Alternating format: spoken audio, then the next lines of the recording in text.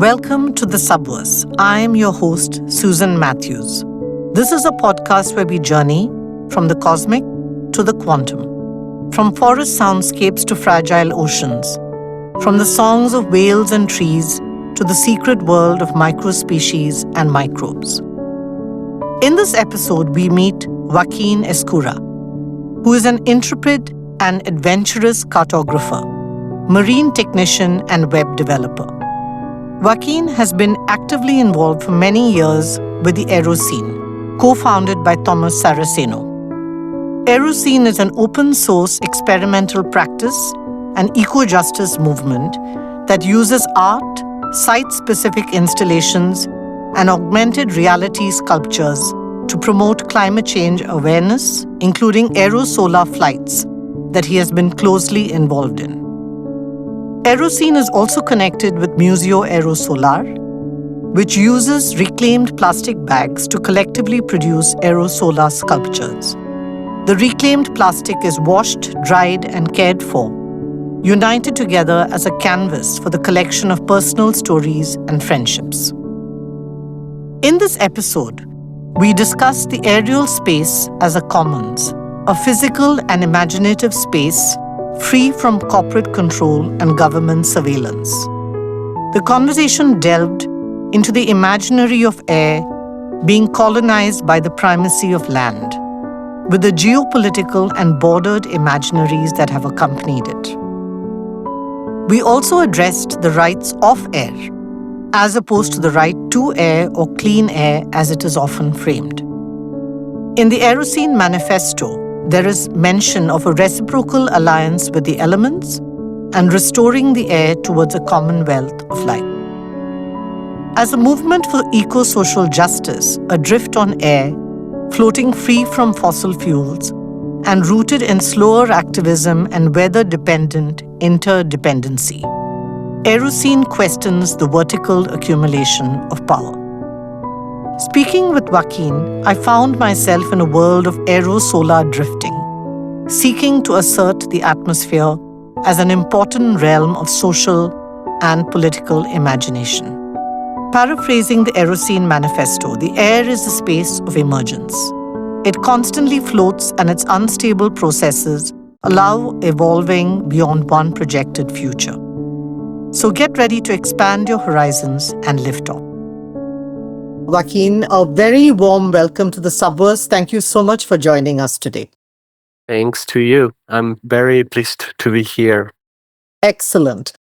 I'm going to start with the following thought and question, which is that the air as an element, it intra and intra-connects everything and everyone. It flows in and around us. It is anywhere and everywhere. How can we reimagine this existential element? How can we reimagine this aerial space as a commons, a physical and imaginative place which is free of corporate control and government surveillance? And if you could also connect this with the story of Aerocene, what is its origin? Okay, sure thing. First of all, I'd like to talk about air. And to me, talking about air is talking about the wider issue of the atmosphere, right? And it's interesting to go back in history a few years. And I think that one of the elemental concepts about Aerocene is the idea of floating. And floating is so interesting to float, because when you float, you also drift. And this happens both in the air and in the oceans or rivers. And I think during this interview, I'm going to come again to this parallelism between the currents in the air and the currents in the ocean. And actually, not many people are aware that air is physically considered a fluid as well. So it's not only that water or liquids are a fluid, but air is a fluid that flows. It really is the ultimate commons.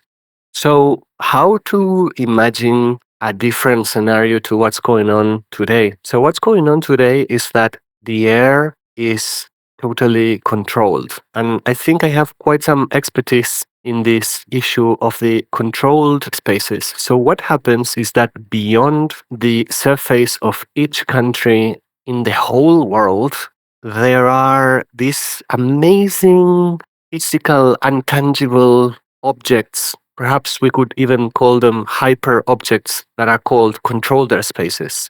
And how do they look like? I am developing a project of visualizing spaces in different countries around the world. And they look like huge polygons, circles, these geometric figures that are beyond the atmosphere and that cover not only the whole of the land of a country, but sometimes twice the land in terms of the extent of controlled airspace beyond sea. So humanity not only controls the air above ground, but also the air above a lot of the seas out there.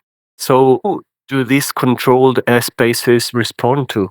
I think they pretty much respond to politics, because beyond traveling by airplane, I think that controlled airspaces have a lot to do with borders and politics and wars as well. The interesting thing about how Aerocene sculptures move is that we move in a very organic way. And the lines that the movement of an Aerocene sculptor creates, we call them aeroglyph. Hopefully, we will come back to this idea of aeroglyphs, but they are curved, intertwined lines. But the lines of commercial aviation are straight lines. And just visually, these controlled airspaces have been designed for political, military reasons, and of course, to give way to commercial aviation. And it's interesting, this idea that I am mentioning commercial aviation so much. I've been deeply involved in what I called flight operations on the Aerocene project. So I'd studied all the elements that have to be considered as a risk assessment for our flight operations to be safe. Because what we do at Aerocene, one of the main things we do is flying solar sculptures. We use the word sculptor and balloon alternatively, but we much prefer the word sculpture. Aerocene is an artistic project as well. So this is one way of seeing the air. It's totally controlled because of commercial aviation, because of political and military purposes. We're not against commercial aviation. We take planes everywhere. I have taken dozens of flights in my life, and there's nothing wrong with that. There are a couple of things to improve with commercial aviation, which is emissions. Many people are not aware of the huge footprint of just a single intercontinental flight in terms of carbon emissions. So in a way, Aerocene opposes to this vision. And one interesting thing about Aerocene is that I think that it mainly talks about utopia. One of the reasons why I think, is my personal view, Aerocene exists is to allow us to dream and to have a different vision, totally opposed to what is going on. So whereas now we travel by jet airplanes that emit tons of carbon and they travel in straight lines very high in the atmosphere, we imagine traveling by solar balloons, and these flights perhaps wouldn't be so direct. Perhaps they would take a lot more time for you to get from point A to point B. Maybe you wouldn't be able to go where you initially wanted to go, and you would have to change plans and go somewhere else. So I think this sums up the ideas about how we imagine space. And one more thing I want to say is that going back in history, I talked about the concept of floating that was initially developed by Archimedes. But then there is another very cool scientist that Tomás Saraceno himself is a huge fan. So he was a disciple of Galileo Galilei, and this scientist was Italian, and he was called Evangelista Torricelli. And Torricelli, not many people know that he invented the barometer. But in order to invent the barometer, he actually had to work out the inner workings of the atmosphere. So one of Torricelli's main developments is that he understood that the closer you are to Earth, the denser, the thicker the atmosphere is, and then the further apart you come from the Earth, the thinner the atmosphere becomes, and all of the implications for the world weather system. So he famously said one phrase that we really like, that goes, "We live at the bottom of an ocean of air." And I think that is so beautiful, thinking that we really are at the bottom of an ocean that is the atmosphere that behaves pretty much like an ocean. But yeah, one of the situations with air for humanity is that it's invisible and sometimes intangible until you feel it in your face. But a lot of the times it's sort of intangible. Perhaps we don't value it as much. And if we valued air with all of its intricacies, with all of its poetry, perhaps we wouldn't be harming the atmosphere so much. Could you tell us a bit more about how Aerocene began as a concept? When did it begin? Also, a little bit more about your own involvement in it. Yeah, sure thing. Aerocene is really intertwined with another project that I would say it's the origin, is the seed of Aerocene, that is called Museo Aerosolar. And this opens up a whole different universe. And perhaps I think we can address Museo Aerosolar more in depth later, but just as an introduction for our audience, Museo Aerosolar is a project that is about solar sculptures as well, but in this case is about community. And basically, by gathering around 5,000 recycled plastic bags, you can build your own tethered solar sculpture, right? And this was Tomás Saraceno's one of his initial projects that actually traveled around the world very easily because the project was devised by Tomás Saraceno and an Italian philosopher, Alberto Pesavento, and it's free and open source. Anyone can build a Museo Solar, and we share the instructions to do this on our website. So this idea that the project is free and that it's actually, it doesn't take too much resources, physical material to make it so popular around the world. The first Museo Solar was built in 2007 in Prato, Italy. And then 8 years later, in 2015, Tomás Saraceno founded the Aerocene project and the Aerocene Foundation. So the Aerocene is a collective, is a foundation as well. And back in 2015, some of its first activities involved the flight of solar sculptures.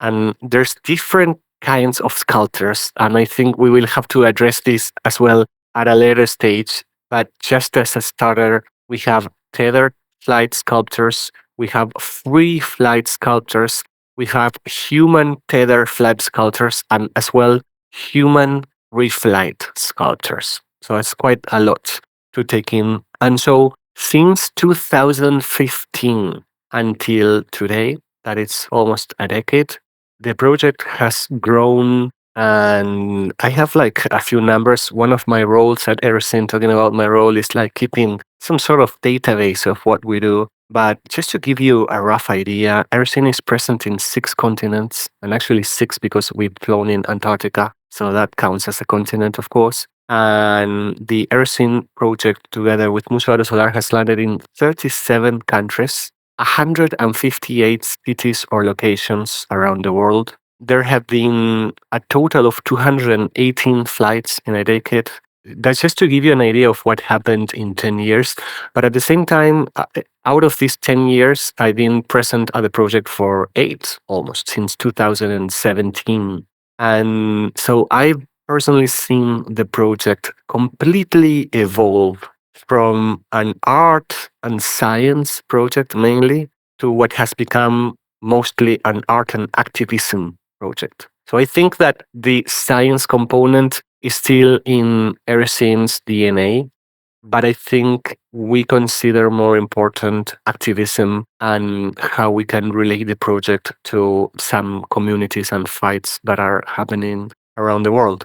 So now let's talk about my role. I don't want to take too much time, but I'm a cartographer, I'm a web developer, I'm a marine technician. I've always loved the atmosphere, has been a tremendous source of inspiration to myself. And I think you will keep learning from this as the interview goes on. I have so many facts to tell you about the atmosphere, about clouds that I'm passionate about sharing. I've always loved airplanes as well. I flew sailplanes when I was younger, and I've been pretty much involved as well in the nautical world. My father is an oceanographer, and I worked with him for 10 years in different hydrographic and oceanographic campaigns. and I sailed in sailing boats as well. So all of this, I would say, outdoorsy component of my life was golden for Aerocene, because when you are flying a telesculpture, there's a lot of things you have to take into account. You have to be very aware, very present, and constantly monitor the wind and the atmosphere, how everything's changing. Also, the risks, and having a plan to fly safely is totally important as well. Flying a solar balloon, it has some risks that have to be taken into account. And so my role is not only outdoors and flight operations, but it's also about all the DHSF strategies. I've been involved in the website development, app development. We have an app that you can download from the Play Store and the iOS App Store, and you can use it online. And so I'm basically in charge of communications, community liaison. I am the main source of contact for any person in the world who wants to join the movement, do a Museo aerosolar project, try to start a collaboration with us. And yeah, apart from that, I've taken 1,000 pictures and videos, and an archivist as well. So yeah, I would say I have a very diverse role, which is super interesting, where I can use very distinct skills. Thank you so much. This is so highly impressive. I just admire this project so much in terms of what you've been able to achieve in the last so many years. And it's just so fascinating and so inventive and so different. I would love to hear a little bit more about some of the flights. And there was one particular flight that has been of real interest to me when I was reading about it on the website, and that's the Aerocene Pacha. I would love to hear a little bit more about this particular journey, because I think it really connects the terrestrial and the aerial so well. Yeah, definitely. And thanks so much for your interest, Susan. It means a lot to us. So yeah, we open up a huge chapter in our history here. And talking about milestones, I think that this amazing project that happened back in 2020, just before the pandemic, was, if I would have to summarize what happened there, it was the weirdest encounter of totally different universes that made up an incredible sight and an incredible event. Something that was really unknown and out of this world, and I will try to explain why. But basically, let's start from scratch. And starting from scratch, I think I'd like to talk about human flight and Aerocene. So humanity has always dreamed flying, and since Montgolfier brothers' flight at Versailles in France, one of the forms of flying have been balloons. And so one interesting thing to distinguish for our audience is the idea of aerodynamic and aerostatic. So planes fly because of aerodynamics, because the air flowing through the wing creates lift. But balloons are aerostatic, and this idea of static is really important because the lift is generated in a way by floating, because the air inside the balloon is less dense than the colder air around. So Tomás Saraceno himself has experimented with different human flight sculptures. And these experiments led to a terrible accident not many people know about, and we haven't really opened up a lot. But lately, yeah, we do tell the story, which is in Argentina, in Cordoba. I think this was before 2015, between 2014 and 15. He was experimented with an experimental collectively built balloon, and he fell from a very significant height, and he suffered a huge emergency, which implied receiving surgery not only in Argentina but back in Germany. But he's fine now. But we all learned a lesson. Whenever you're attempting to do human flight, you cannot do it really experimental, and you have to go for professional tools. You have to go professional.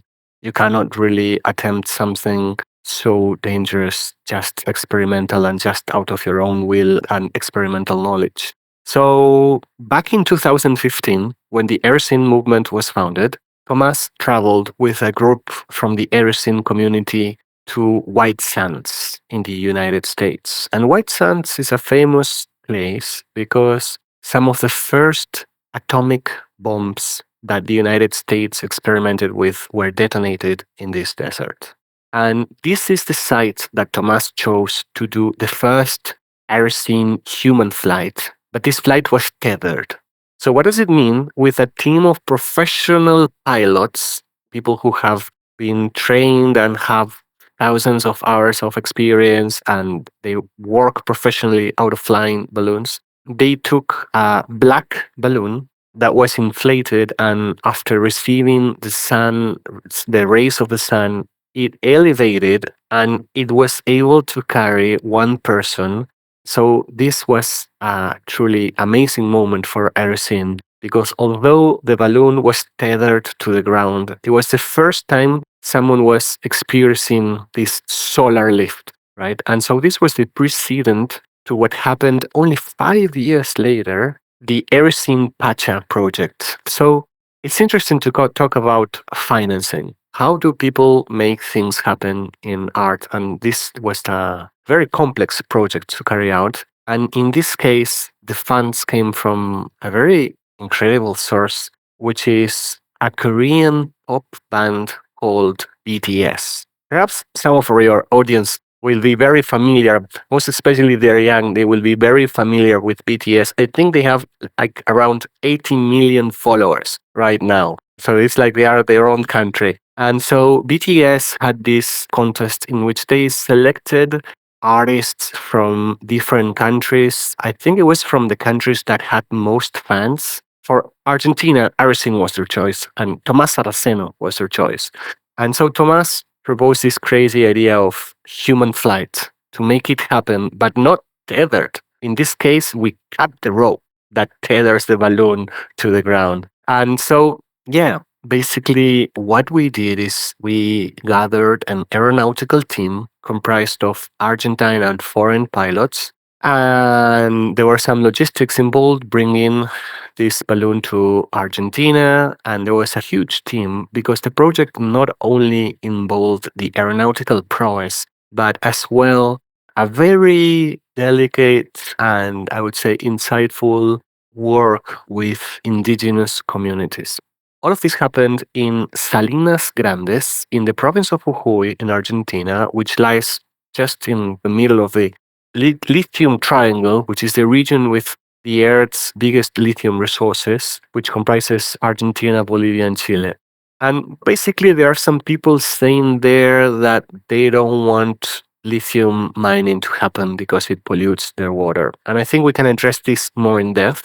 So we have funding coming from BTS, the indigenous communities with their fight for respect to their right to say what they want to do with their land, all of the amazingly complex aeronautical aspects, very strange mixture coming together in a unique site, which are the Salinas Grandes, which are so beautiful.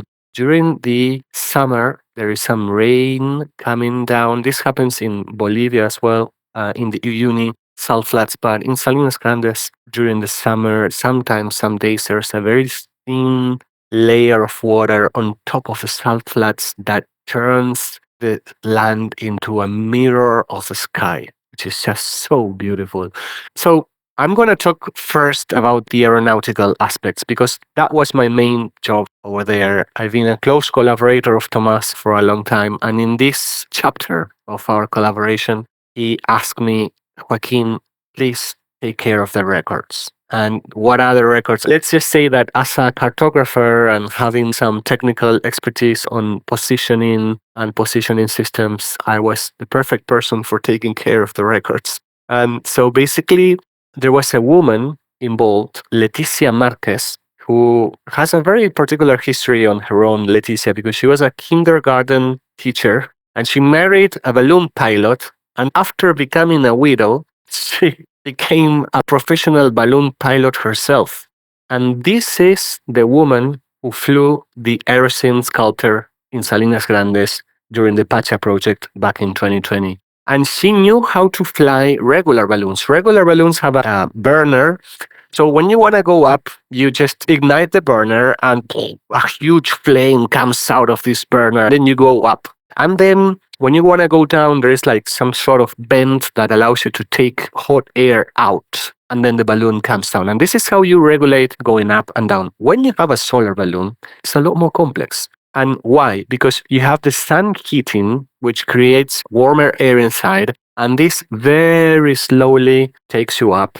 And then when you want to go down, you just open a side vent and you can release a little bit of air and go down. So everything that Leticia could do was just pulling from a rope in order to decide when the balloon would go down. And the sun took care of lifting her up. There were many dangers involved for a pilot like her. One of them was, of course, losing lift suddenly and going down very fast suddenly.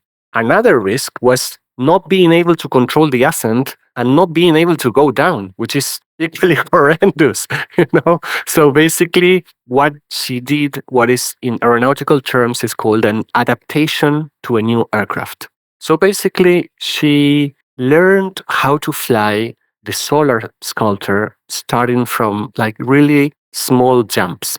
So we would inflate the sculptor. It took like 30, 45 minutes to inflate it with a huge fan. Then the sun would hit it. And then when there was lift enough, she was kind of hanging from this balloon. And then she would just start making these small jumps. And over the days, these jumps became bigger. And then first she could jump like 20 meters and then land. Then she would jump 50 meters and then land. And ultimately, she made a jump reaching 275 meters above ground. So let me tell you, 275 meters, a person is like very small. It's really high up for this kind of flight. So in the world, there are a sort of United Nations of Aviation. It's basically an international entity that regulates air sports aviation and civil aviation all over the world. This institution, the FAI, Fédération Aéronautique Internationale, has basically taken care of archiving all aviation world records since the start of aviation in humanity. So when you are thinking about registering world record, of course, people know Guinness World Records, but in the aeronautical world, what has more authority is FAI. So basically, my job during this project, I had lots of production tasks, but my main objective was to record all the information pertaining to this flight in order to present a folder to this aviation institution and try to achieve 2 or 3 world records, right? So basically, I had to install these complex GNSS devices with barometers, regulate the barometers with Argentina's altimetric network. Then I had some more instruments inside the balloon measuring air temperature. And of course, there was this mission of documenting everything with pictures. We had to use this sort of plastic seals to prove that the burner was not used. So it's a very strict regulation. And then you have to present a folder, which is like a sort of thesis. Just to give you an idea of how this was evaluated, the guy who evaluated our flights flew from Japan to the United States across the Pacific Ocean in a balloon. The processing of the records happened during the pandemic. I was very nervous because there were so many things that they could object. In the end, just to make this long story very short, we achieved 32 world records, which is a huge number. And the number comes out of some multiplications. We gained records for altitude and distance that are multiplied by 4 because we have general and female categories. And then these 4 records are multiplied by 8 because when you fly, we flew a human flight balloon, but that was small. And there are 8 sizes above it in the ballooning world. So when you set a world record with a small balloon, they say, okay, you get all the sizes above you because you do it for the first time. An interesting thing is that this Fédération Aéronautique Internationale had a category for solar ballooning records that was never used. We inaugurated the solar ballooning category for world records with these flights. So this is the aeronautical part, and I'm glad we can finish this chapter and get more in depth about the chapter pertaining to people and communities.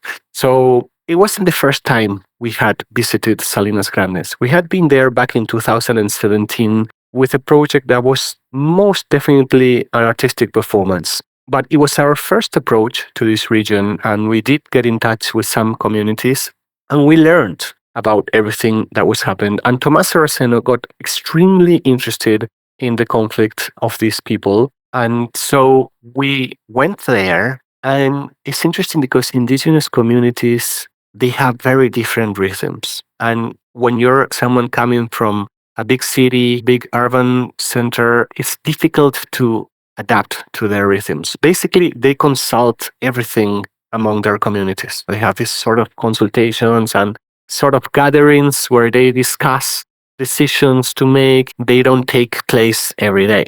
They take place every 1 or 2 weeks. So one of the things that becomes evident when you deal is how different the rhythms are.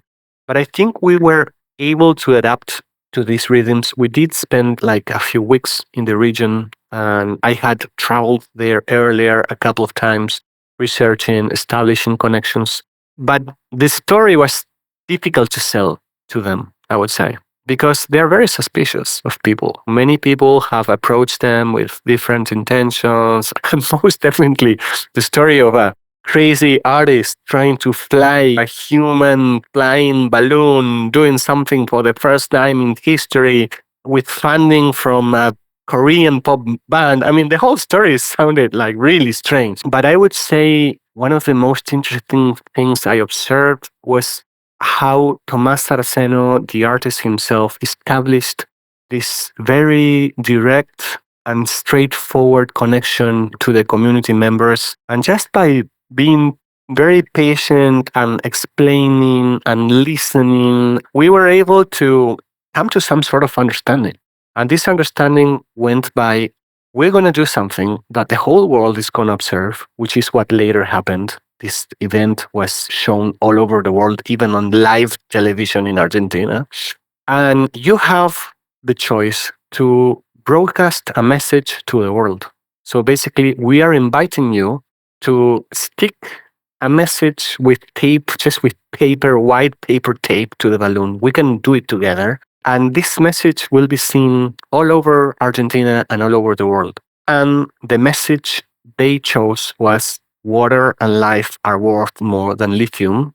And they had this community center in a building in the Salt Flats. So we extended the balloon over there. It took us a whole day to stick all the letters that said water and life are worth more than lithium. And later, this message actually got all over the world, and with something so visual.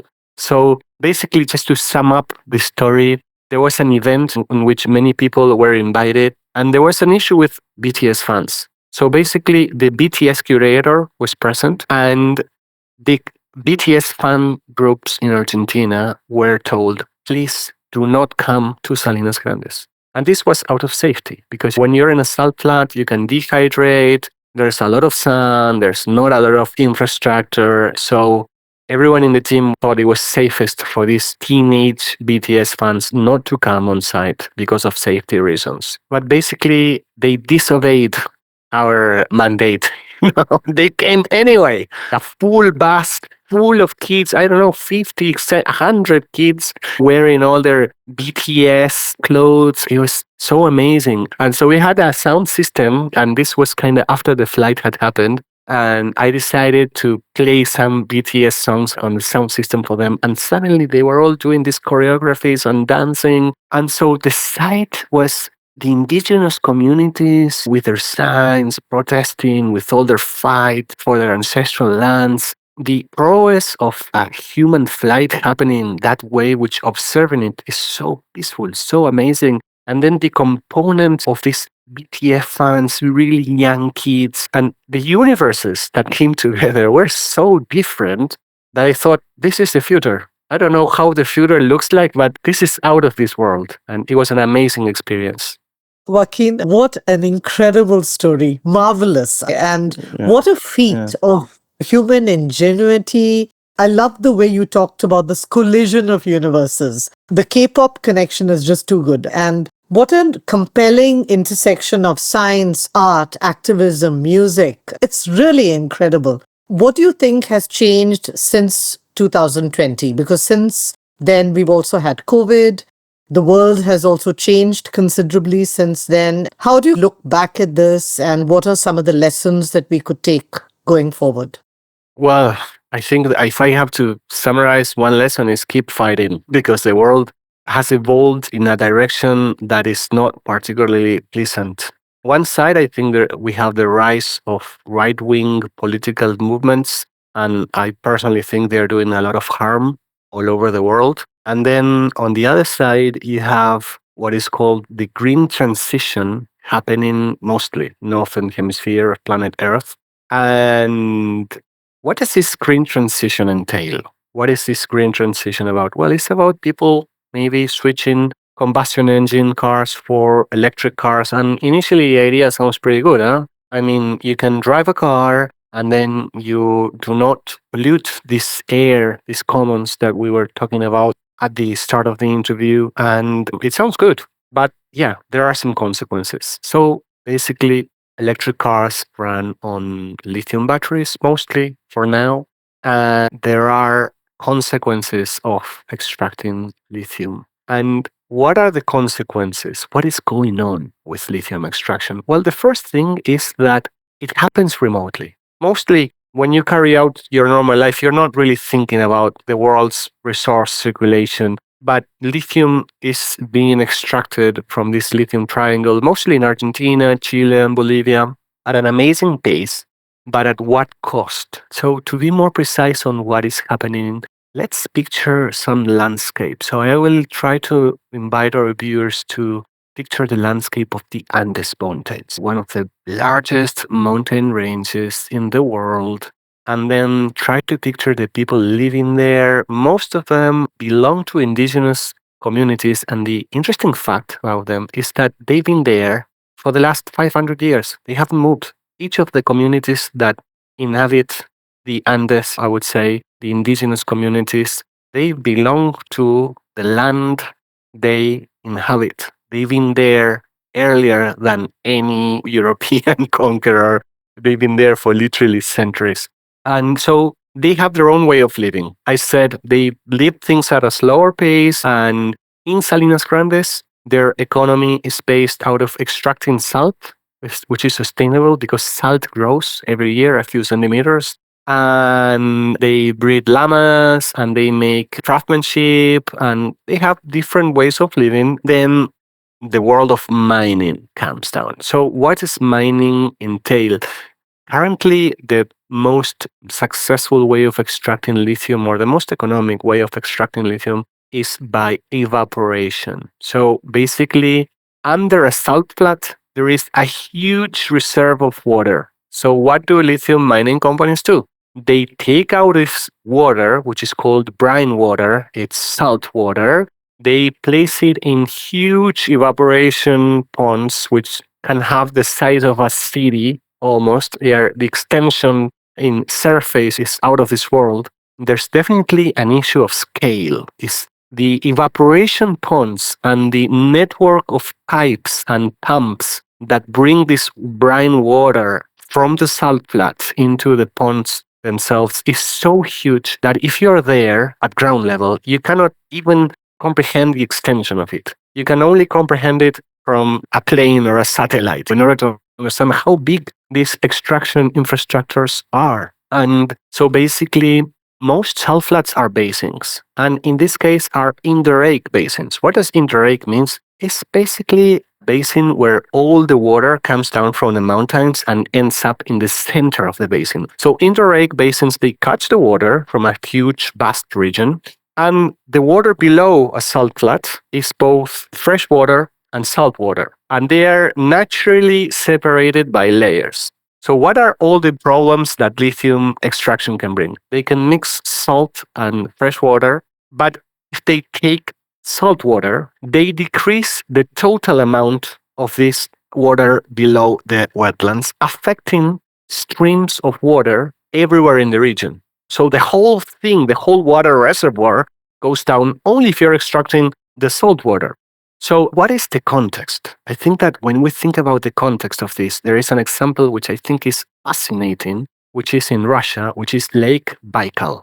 Lake Baikal is an amazing place, and it's sort of a ghost lake because it's a lake that disappeared very slowly in the last 30 or 40 years. And now the extension is so small, it's about to dry up. And huge inland water reservoirs around the world are suffering from the same fate.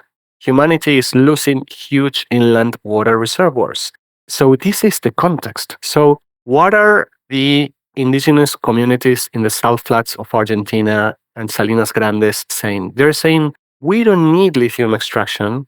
We have had these land as it is for generations. We kept this land as it is for generations, and we want to keep it as it is for generations to come. So with lithium extraction, we don't know what's actually going to happen. And salt flats are technically considered wetlands, a very specific case of wetlands. For instance, they are migration hubs for many birds like flamingos that travel all around the American continent from North America to South America. And so there's many species apart from human beings that need the salt flats and the water below to stay as it is. So what's happened since 2020 is that mining activity in Argentina is increasing at an incredible pace.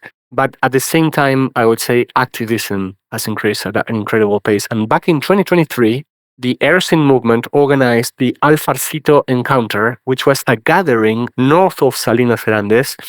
And it was like a smaller version of the 2020 event. We didn't have a human flight, but we had tether flights. But it was more about the human component. So we gathered communities from all over the Salinas Grandes Basin, and we gathered some of Argentina's top environmentalists, sociologists, lawyers, philosophers, artists, writers, poets, this huge mixture of amazing people who gathered there for a few days to think together, to run some workshop alongside the communities of this region. And we ended up coming up with some form of declaration that is based on the idea of the rights of nature, which I think is an idea which permeates Aerocene, because as well, we talked in the past about the rights of air. So basically, we ended up, saying that the region and the Salinas have their own rights and they have to be considered subject of rights. And for your audience to know, it's interesting that in this strange world that we live on, some of the most interesting solutions to environmental problems come from a universe that a lot of people consider very boring, which is the universe of law and lawyers.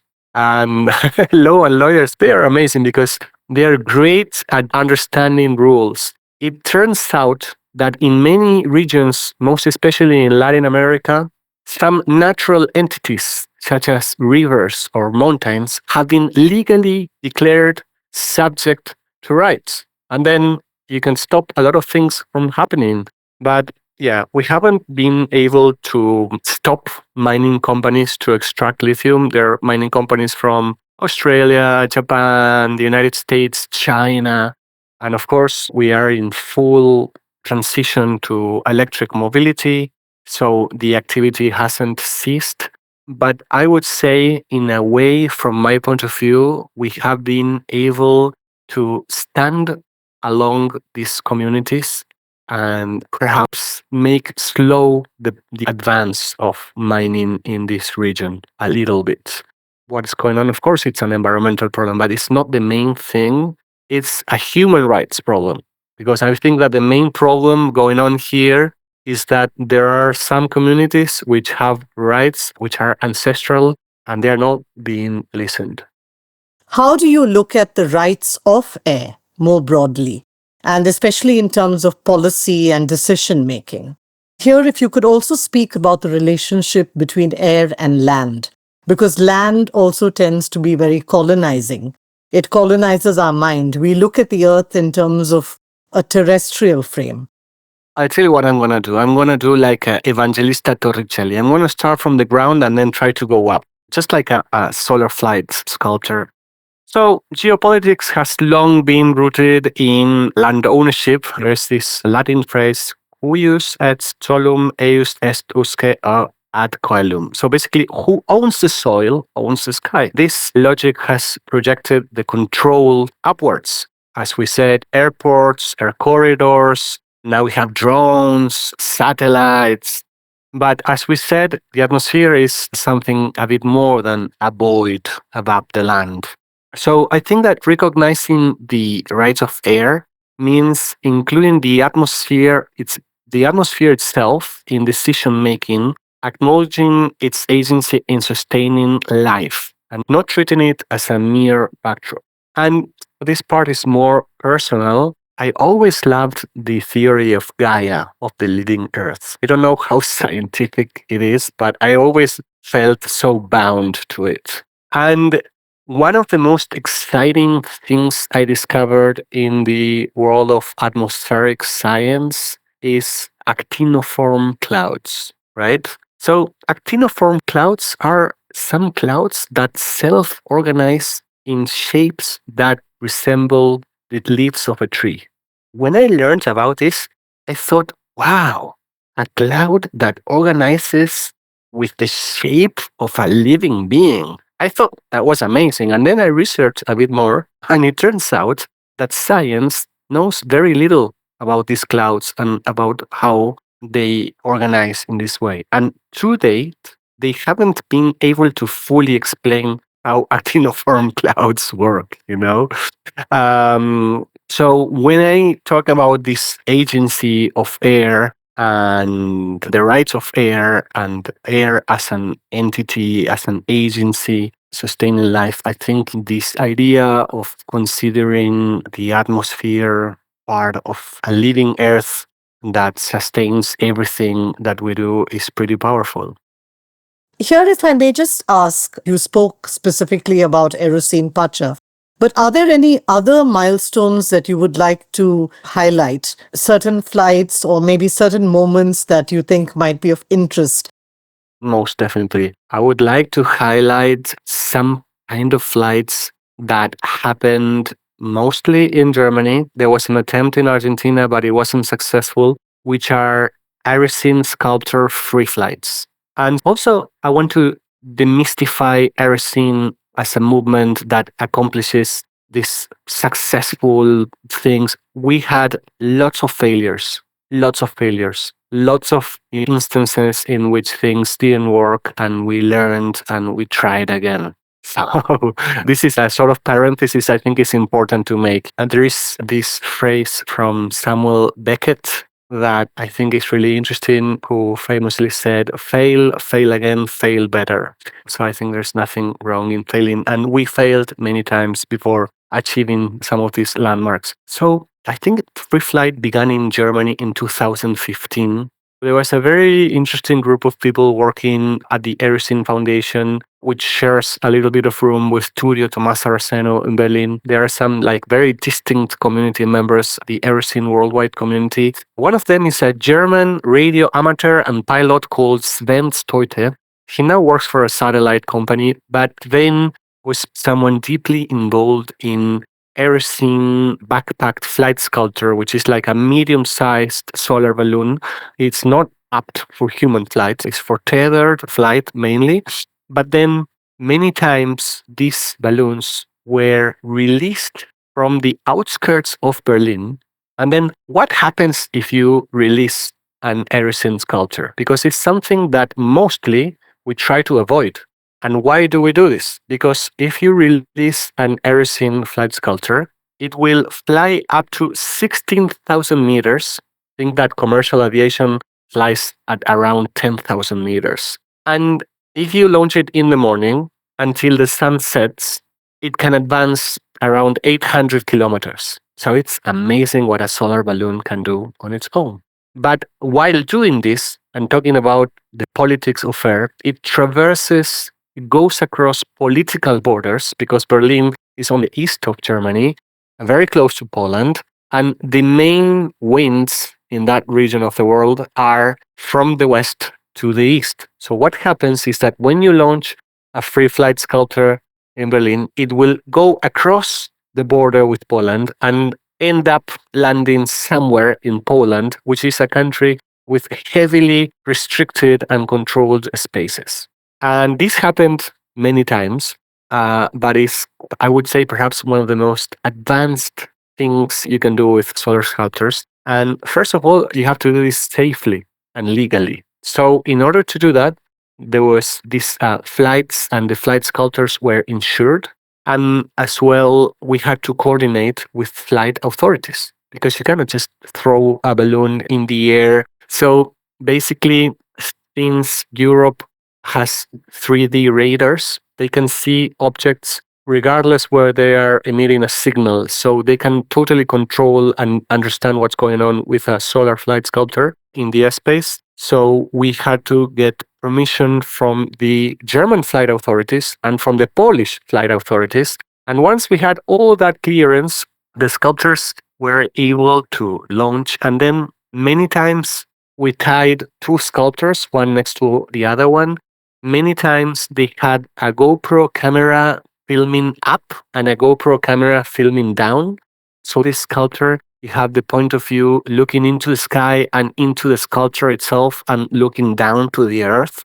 And then, yeah, it's quite incredible because when you launch them for free, well, we had to track them. And this is where the German radio amateur, with all his radio amateur technology, developed a special system to be able to track and inform the authorities where this balloon was in airspace all the time. And then the balloon would land somewhere in Poland. Basically, when the sun sets, the balloon touches land. So the balloon would land and there would be like a team going in a van into Poland to try and find this balloon. Later, there was something that is quite amazing, which is in Poland, there are people who, just for fun, they look for weather balloons that have landed in their territories. And we got in touch with them and we said, hey, we're launching a balloon. It's not a weather balloon. It's an Aerocene balloon that flies with the energy of the sun. And we know it's going to land. We can actually, with current technology, we can predict quite precisely where it could land. And we know it's going to land somewhere around here. So would you be up to looking for it? And they did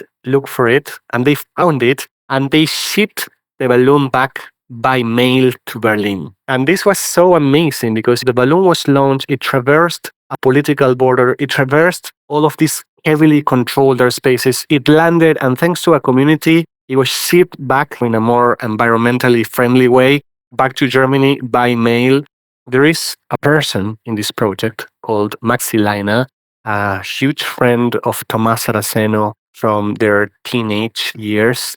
And Maxi is a documentalist who directed the documentary that was produced out of the Aerocene event in 2020. And this documentary has circulated all over the world and it's been shown in cinemas, museums, public exhibitions all over the world. But Maxi, who is a very poetic and sensitive person, and he knows the Aerocene movement by heart, he created this short movie in which the free-flying Aerocene sculptors are presented as living beings with their own agency. I think this idea of an Aerocene sculptor flying free with whatever freedom the currents of the air provide, wherever it goes, wherever it lands, is pretty powerful as well. I wanted to ask your opinion. How can we move away from this colonial capitalist view of ether and space and air? How do we rebalance our relationship to air? Well, I have to say that there's a very easy solution for that. We have a little device where you can actually press one button and everything is solved instantly. No, I'm joking.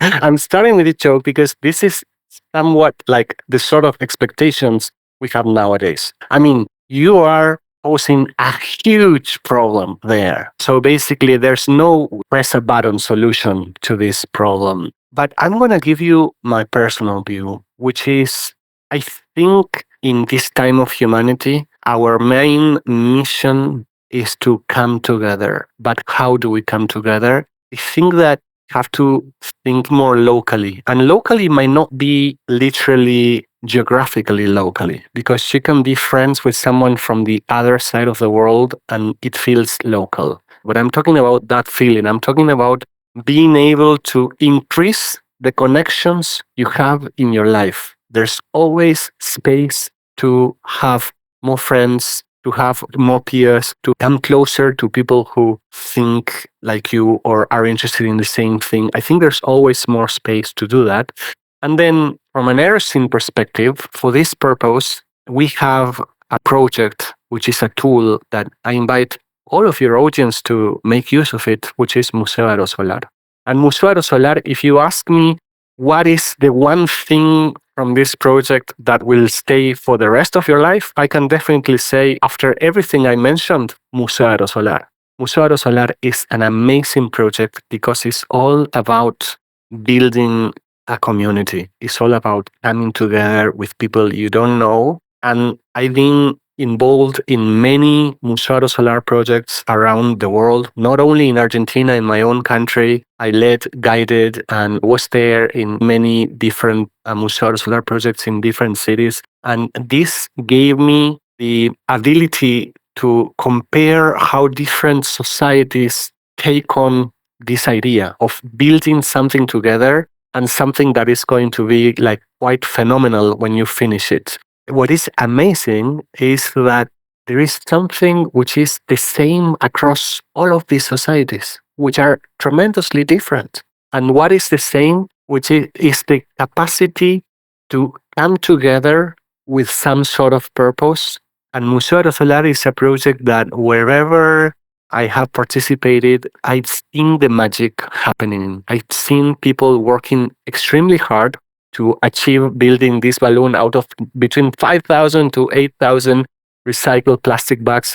But then there is a moment in which it's inflated, and the people who built Museo Aerosolar go inside for the first time and inhabit it as an ephemeral architecture. And when you go inside this space and you read all the inscriptions and you see all the drawings, this is when it actually becomes a museum. You see all this beautiful patchwork of all of these different colors of recycled plastic bags, and you see the light coming in, and you notice people's reaction. It feels truly magical. It feels like an experience that brings us together and that reminds us when you have these strong, local, real connections, you can make something magical happen. And so basically, you can get in touch through the Aerocene website, Instagram, all of our digital medium. You can get in touch with us. And if you want to start a Museo Aerosolar project on your own, we will very happily guide you. This is so beautiful. I love this. A reclamation of plastic and a reclamation of air, both in one project. Yeah. Joaquin, it has been a complete pleasure having you here with us as a guest. All our good wishes and everything going forward. Thank you so much. Thanks to you, Susan, to your audience for listening at the Subverse. And we are really happy to be here and share these stories with you. Hope you got some inspiration and looking forward to continue in touch. Thanks to Joaquin Escura for sharing his thoughts with us. The Subverse is the podcast of Dark and Light, a digital space that chronicles the times we live in and reimagines futures with a focus on science, nature, social justice, and culture. You can follow us on social media at Dark and Light Zine. The Subverse is produced for us by Tushar Das. A special thank you to Julian Way, who helped me record at Kumquat Studio, and Daniel Schwenger for helping organize this. So long, and thanks for listening.